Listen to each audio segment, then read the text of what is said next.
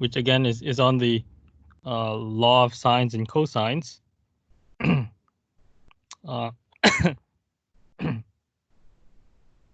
So previously, when we introduced the 6 trig functions, right? So sine, cosine, tangent, cosecant, secant, and cotangent, we use them mainly to deal with right triangles, right? So where one of the angles is a right angle and is 90 degrees, but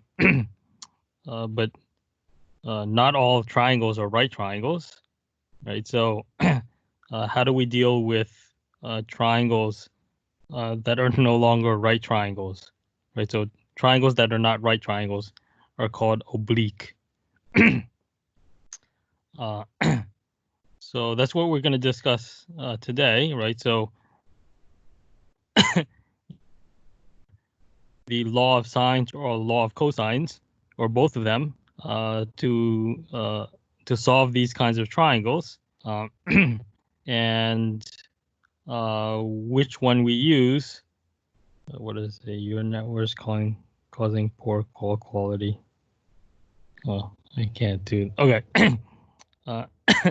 So you can use either the law of sines or cosines, or sometimes both to solve these kinds of triangles.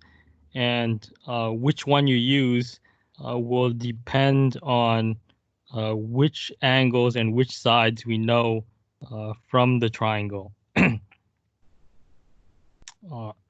Okay, so first let's talk about the law of sines.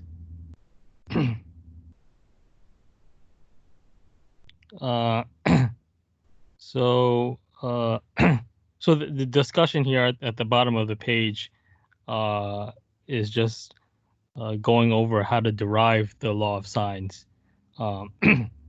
So here you have a triangle that's not a right triangle.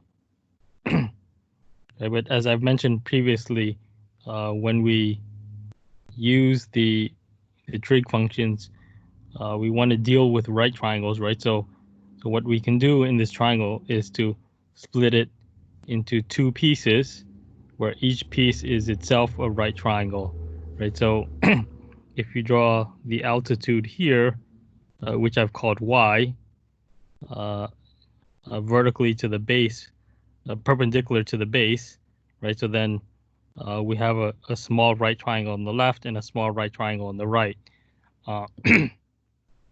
And now because each of these 2 smaller triangles is a right triangle, we can then relate the sides, say using sine, right? So for angle A, opposite to angle A is y, and the hypotenuse in this smaller triangle is b, right? So we get sine of A is equal to y over b, and then similarly on the triangle to the right, opposite to angle B is again side y. So you can say that sine of B is y over A. Okay, so looking at angles A and B, we've related it to both of them to side y, and so you can put the 2 equations together, and right, so this one you just multiply by B to get y equals B times sine A, and similarly here you multiply by A to get y equals A times sine B, and then because both equations are equal to y, they have to be the same, right? So they have to be equal to each other.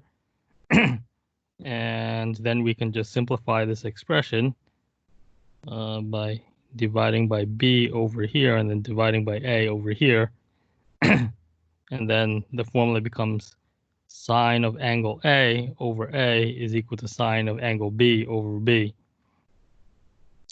And so this is the law of sines, right? So basically what it does is it relates the 3 different angles together along with their corresponding sides, right? So the side A is always opposite angle A, and then similarly for the other sides.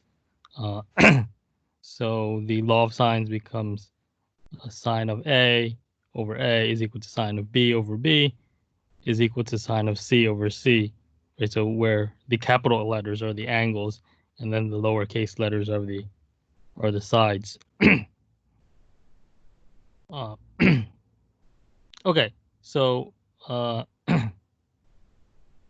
law of sines is pretty easy to remember, right? So the angles and the corresponding sides should always go together. And you can write it with the angles in the numerator and the sides in the denominator, or in the reverse, where the sides are now in the numerator and then the angles are in the denominator. Okay, so so that's the law of sines. So how do we use the law of sines? So as I said previously, it depends on which sides and angles are known in the triangle. That'll tell us when we can use the law of sines. Okay, so the types of triangles